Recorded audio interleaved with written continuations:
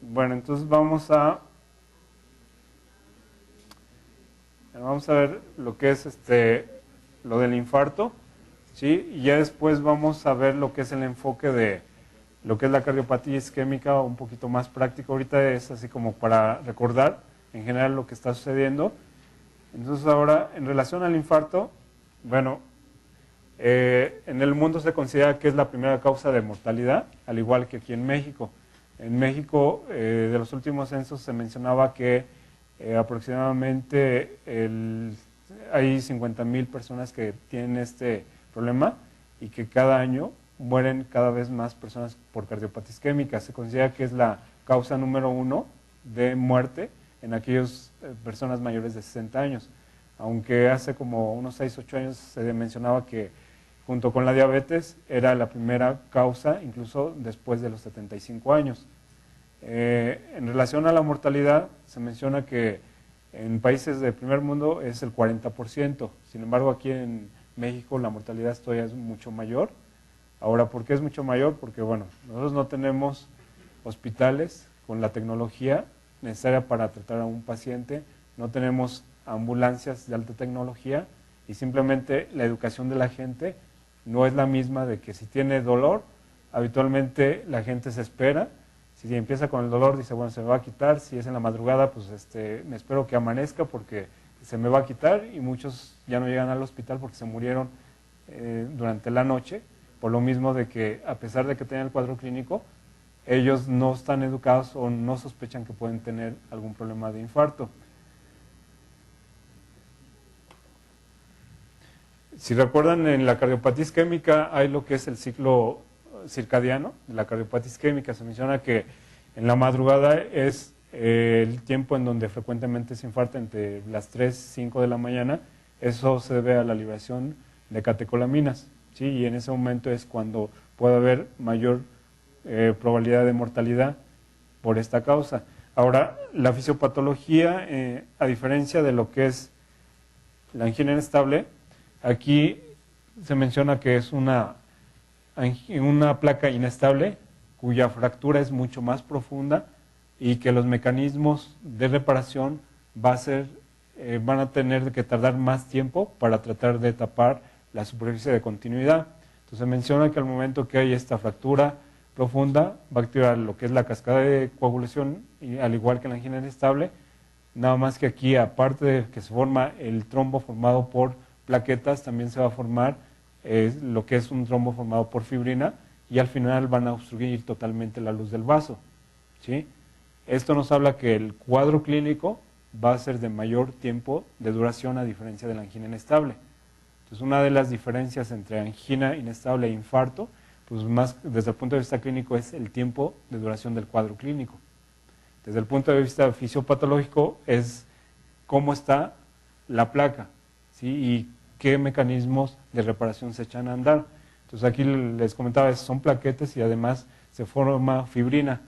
Y en el otro solamente son plaquetas, de ahí que también el tratamiento es diferente.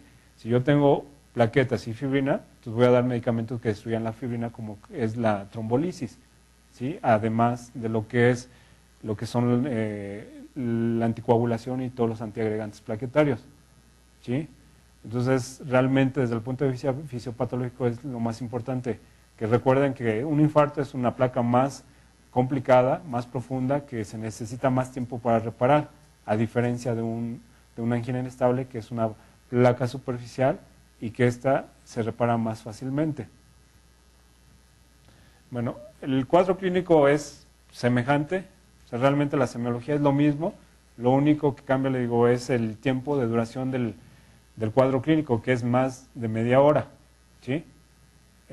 Con todos los demás síntomas, descarga neurovegetativa, ¿sí? Otra de las características es que el dolor aquí no se va a modificar, aunque el paciente se acueste, se levante, camine, ¿sí? Es un dolor, la gente que ha tenido un infarto dice que es la sensación de muerte, ¿sí? Y que es un dolor que no se quita con nada, se acompaña mucho con descarga neurovegetativa, diaforesis, incluso muchos de ellos han tenido lipotimias o síncope, ¿sí?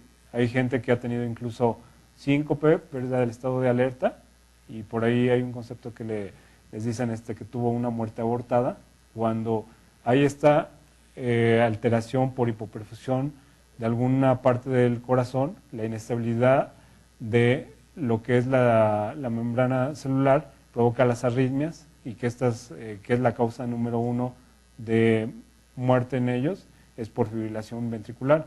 Pero hay gente que en forma espontánea revierte esa fibrilación y despiertan. La mayoría obviamente pues fallece y es cuando en menos de 24 horas ya presentaron la muerte. De hecho, por definición, una muerte súbita es aquel que ha tenido una muerte en las primeras 24 horas de haber empezado su padecimiento, ¿sí?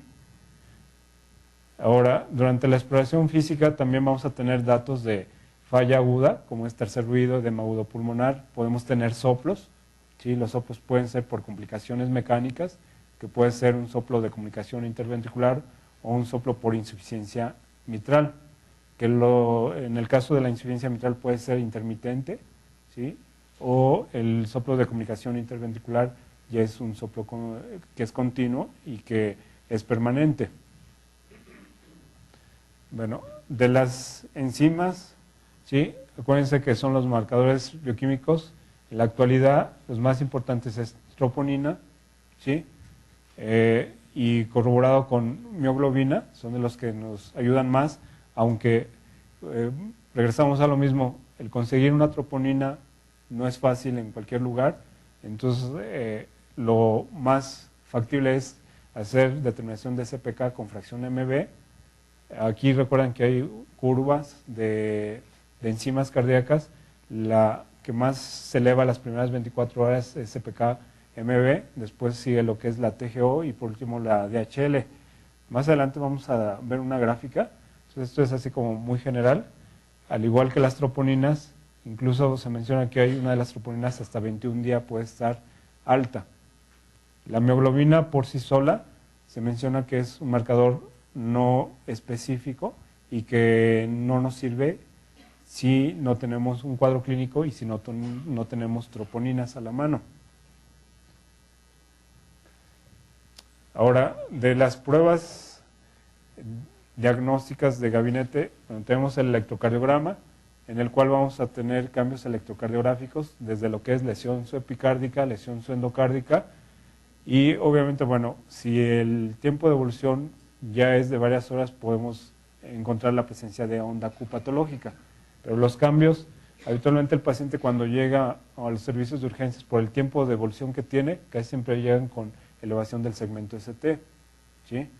Aunque les digo, hay pacientes que estando en el hospital pueden empezar a tener un cuadro clínico, infartarse, pues se ve toda la evolución eléctrica del infarto. Ahora, la presencia de un bloqueo de rama izquierda, si tenemos antecedentes de algún electro previo y que aparece en forma súbita, es un dato que sugiere que se está infartando el paciente. Hay criterios eléctricos cuando hay un infarto en presencia de bloqueo de rama izquierda.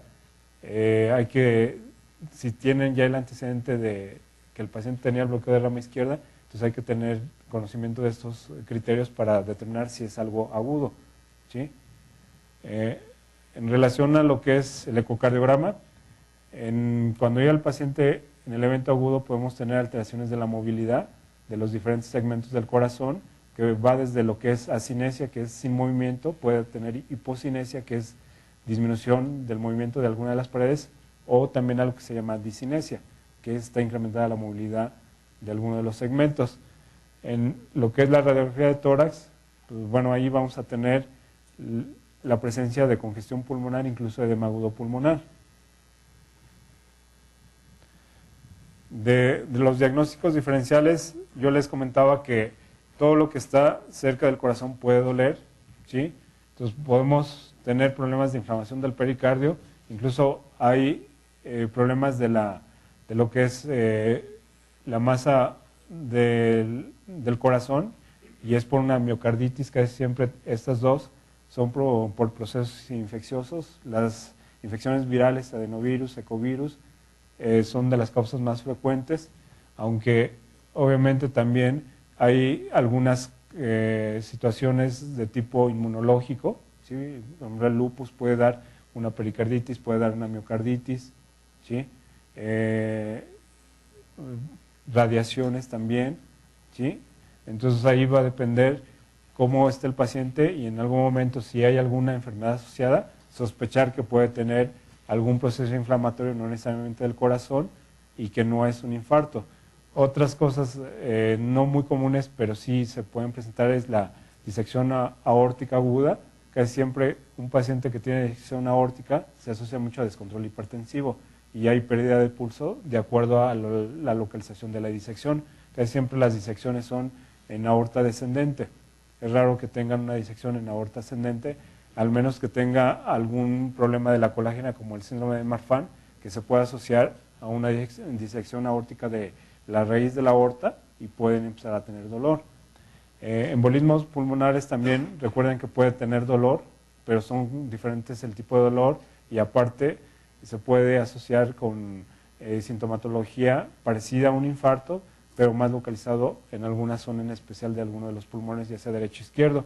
Y la colecistitis, que también nos puede causar cierto grado de dolor, sobre todo en epigastrio, y que puede sospechar o puede en algún momento confundir con un problema de infarto. Por ahí faltó una úlcera, una gastritis también. Es frecuente que pueda tener uno sospecha de algún problema de tipo isquémico.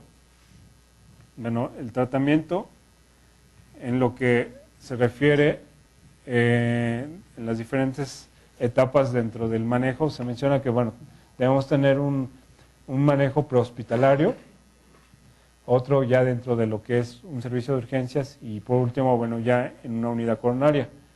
Entonces, en un manejo prehospitalario se menciona que si hay personal capacitado, estos empiezan el manejo desde lo que es utilizar aspirina, analgésicos, incluso hacer trombolisis en las ambulancias. Aquí en México creo que hay pocos lugares o pocos servicios de ambulancias que tienen personal capacitado, que siempre son internistas, urgenciólogos, los cuales ya están capacitados para que hagan este procedimiento antes de llegar al hospital. Pero en la mayoría de las ambulancias, la gente que está son gente paramédico, que no tienen esa preparación y si acaso solamente usan algún analgésico mientras llegan a un lugar donde les puedan dar el manejo adecuado. Ahora, cuando llegan a un servicio de urgencia, obviamente, bueno, lo que hay que hacer primero es hacer todo el interrogatorio, la toma del electro, determinar si realmente tiene un infarto y empezar a dar lo que son analgésicos, ¿sí? Ahora, ¿por qué damos analgésicos? Porque la mayoría de los pacientes, el motivo por el cual llega a un servicio de urgencias es por el dolor. Entonces, lo que llegan es para que se le quite el dolor, entonces lo que vamos a dar es un analgésico potente como es morfina o derivados de la morfina y obviamente si ya estamos por el cuadro clínico y todos los hallazgos electrocardiográficos, consideramos que es un paciente que tiene algo isquémico, obviamente como les decía, iniciar lo que es los antiagregantes, ¿sí? Y en ese momento también se tiene que determinar qué es lo que vamos a hacer con el paciente. Si es candidato, de acuerdo al tiempo de evolución, ver si es sometido a alguna terapia de reperfusión, que sea trombolisis o sea angioplastía. Lo ideal es que deben ser en las primeras 4 a 6 horas. Sin embargo, en la actualidad se menciona que si es entre los 30 a 60 minutos o 90, es lo más recomendable. Bueno, aquí hay una contraindicación para la trombolisis. Bueno, se mencionaba que son las contraindicaciones absolutas, la hemorragia activa, ¿sí? Que tengan neoplasias que están muy vascularizadas, ¿sí? Que tengan una disección aórtica. Entonces estos están totalmente contraindicados a hacer una trombolisis. Y lo que son relativas, que antiguamente se considera, incluso el embarazo se decía que era una contraindicación, en la actualidad se considera que es una contraindicación relativa, ¿sí? Entonces, en general, la mayoría de los pacientes se pueden trombolizar. La posibilidad de una complicación hemorrágica se menciona que es menos del 1%. Bueno, ya estando un paciente en la unidad coronaria, ¿qué es lo que se va a hacer? Bueno, casi siempre el paciente ya está en su cama tranquilo, se va a seguir una rutina de parte del servicio de enfermería en donde les ponen oxígeno, ¿sí? Los ponen con una dieta, casi siempre es dieta blanda, se les pone lo que son monitoreo de signos vitales, ya como rutinas de lo que son las unidades de coronaria, manejan mucho lo que es ranitidina, omeprazol, para evitar las úlceras, se les dan tranquilizantes, ya sea bromazepam, clonazepam, ¿sí? Pero ya son rutinas dentro de las unidades coronarias en donde se maneja este tipo de pacientes. Ahora, desde el punto de vista de medicamentos para un paciente que ya está en la unidad coronaria, bueno, se utiliza lo que es antiagregantes plaquetarios, ¿sí? Obviamente se les da lo que son anticoagulantes, lo que son beta bloqueadores, calcio antagonistas y obviamente nitratos, que esos pueden ser IV también. Esto lo vamos a checar en otras transparencias, vamos a ir viendo uno por uno cuál es la dosis, que es lo que se recomienda. Entonces aquí muy general. Bueno, ahora de las complicaciones que puede tener un paciente infartado, tenemos complicaciones mecánicas, eléctricas, isquémicas, embólicas e inflamatorias. Ahora de las inflamatorias, lo más común es una pericarditis posinfarto. Por ahí, si recuerdan, hay algo que se llama síndrome de Dressler, ¿sí? Que es una pericarditis posinfarto. Aquí el cuadro clínico y la presencia de lo que es frote pericárdico es lo que nos va a ayudar al diagnóstico, y el manejo casi siempre son con antiinflamatorios. Incluso si el dolor es muy importante, se les puede dar antiinflamatorios, se le pueden dar esteroides si es muy importante. El síndrome de Dressler se menciona que aparece entre la tercera y cuarta semana del evento isquémico agudo y se asocia también a derrame pleural, ¿sí? Y les digo, el manejo es con antiinflamatorios no esteroideos, y si no responden se les pueden dar derivados bueno, son esteroides, prednisona principalmente se les puede indicar. Ahora, de las complicaciones embólicas, ¿sí? Esto es por la formación de trombos intracavitarios, pueden tener embolismos a nivel cerebral o embolismos periféricos. Son raras las complicaciones, pero en ocasiones se pueden presentar, y de ahí es que, bueno, una de las indicaciones también que debe estar anticoagulado es para evitar que las zonas que tienen la zona de infarto, la hipocinesia o discinesia, por la estasis sanguínea que presentan, formen trombos y posteriormente se embolicen. Ahora, isquémicas, hay lo que se le llama extensión del infarto, que quiere decir que se va a infartar una zona diferente a la que ya se había infartado previamente, ¿sí? O lo que es un reinfarto, que es infarto en la misma zona, ¿sí?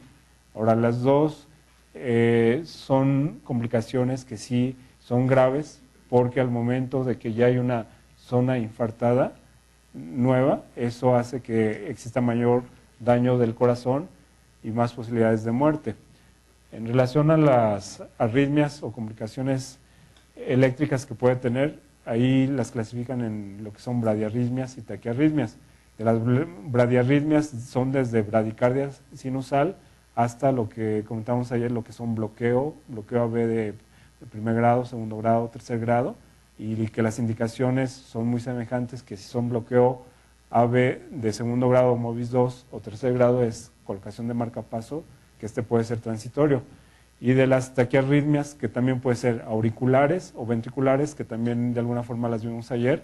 Si son un flutter, una fibrilación, el manejo es con antiarrítmicos, al igual que lo que son extrasístoles ventriculares, ¿sí?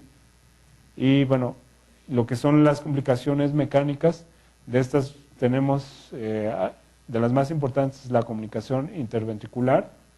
Se menciona que se presenta entre el 0.5 y el 2%, y se va a presentar entre el tercer y séptimo día de lo que es el infarto.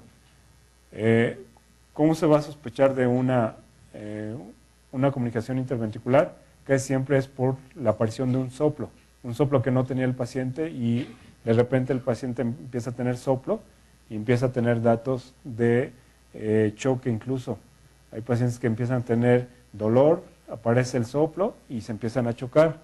Entonces se menciona que la presencia de edema agudo pulmonar, hipotensión y choque cardiogénico de forma súbita, ante la presencia de un soplo, se debe descartar lo que es una comunicación interventricular, y obviamente si la comunicación interventricular se diagnostica, obviamente el tratamiento es quirúrgico y es un tratamiento quirúrgico temprano.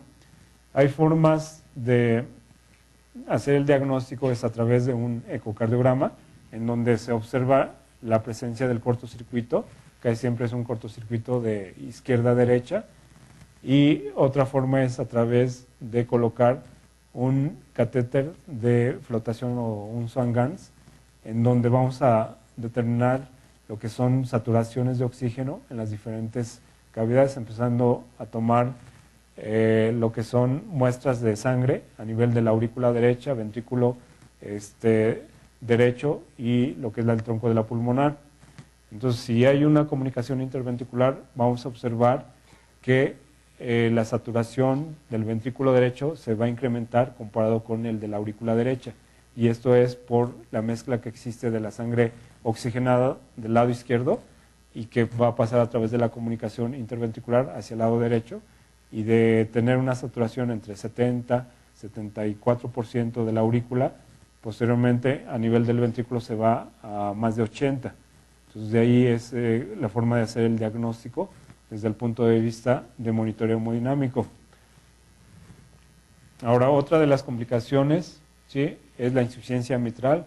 Se menciona que tiene aproximadamente el 1% de complicación. Se asocia frecuentemente a infartos inferiores, ¿sí?, y que esto se va a presentar entre el segundo y quinto día. La sospecha es también por la presencia de un soplo de aparición súbita, pero este soplo, a diferencia de lo que es la comunicación interventricular, es un soplo que se va a irradiar hacia lo que es axila, y también el paciente tiene edema agudo pulmonar y choque cardiogénico, ¿sí? El diagnóstico también, aparte de sospecha clínica, se hace a través del ecocardiograma, en donde podemos observar la presencia de insuficiencia mitral, que esta puede ser por una ruptura de un músculo papilar, por la necrosis, o nada más una disfunción de músculo papilar que es intermitente. Ahora, el manejo va a depender si es ruptura de una cuerda tendinosa o del músculo papilar, es un tratamiento quirúrgico, hay que meterlo a cirugía para colocación de una prótesis, y si es solamente una disfunción por isquemia, con cateterismo eso va a mejorar. El manejo obviamente es médico, y una vez ya haciendo el diagnóstico cuál es la etiología, se determina si es un tratamiento con cateterismo solamente o ya es una cirugía a corazón abierto para recambio valvular. Bueno, entonces aquí era lo que estábamos comentando. En el electrocardiograma lo único es que puede haber, al momento que hacen disfunción de músculo papilar o insuficiencia mitral, puede haber cambios electrocardiográficos en la cara inferior, y que es lo que nos está dando una sospecha alta de que el paciente está cursando con la insuficiencia mitral secundaria a una disfunción de músculo papilar. Ahora, otra complicación importante es el choque cardiogénico.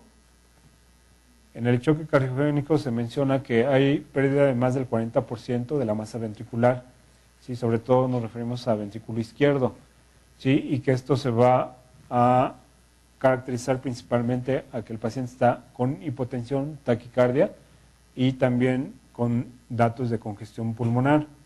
Ahora, los factores que predisponen, se menciona que en la mujer es más frecuente que presente lo que es el choque cardiogénico en relación a los hombres, y otra de las cosas importantes es que tuvo un antecedente o tuvieron antecedentes de la ingesta de antiinflamatorios no esteroideos, y que eso también predispone a que presenten choque cardiogénico frecuentemente. Asimismo, bueno, la mujer mayor de 70 años y que tuvieron un infarto previo son factores que pueden contribuir a que más fácilmente presenten este problema de choque cardiogénico. Hay una clasificación que es la de Killy-Kimba, que esta es una clasificación clínica. ¿Sí? Aquí esta nos va a servir obviamente para la mortalidad. Las características clínicas que vamos a tomar en cuenta es la presencia de insuficiencia cardíaca, ¿sí? Y los datos de insuficiencia cardíaca. Entonces, aquel paciente que está en Killy-Kimba 1 se dice que no tiene insuficiencia cardíaca, que tiene Killy-Kimba 2 tiene tercer ruido, tiene ingurgitación yugular y estertores crepitantes, y obviamente la mortalidad va incrementando, ¿sí? El número de pacientes es cada vez menor de acuerdo a lo que es Killy-Kimba. Entonces, aquellos que tienen, por ejemplo, Killy-Kimba 4 son aquellos que están en choque cardiogénico, son pocos los pacientes y obviamente la mortalidad es más del 50%. ¿Sí? Entonces, esto, si se de alguna forma al momento de revisar al paciente determinado lo que es Killy-Kimba, sabemos la probabilidad de mortalidad va aumentando de acuerdo a las características clínicas. También hay otra clasificación que es la clasificación de Forrester. Lo que va a tomar en cuenta es la presión capilar en cuña y lo que es el índice cardíaco. Creo que la tengo aquí adelante. Entonces aquí tenemos esta clasificación que también es en relación a lo que es la presión capilar en cuña y el índice cardíaco. Entonces, de acuerdo, si recuerdan, la presión capilar en cuña es la que nos está dando en forma indirecta la presión de la aurícula izquierda.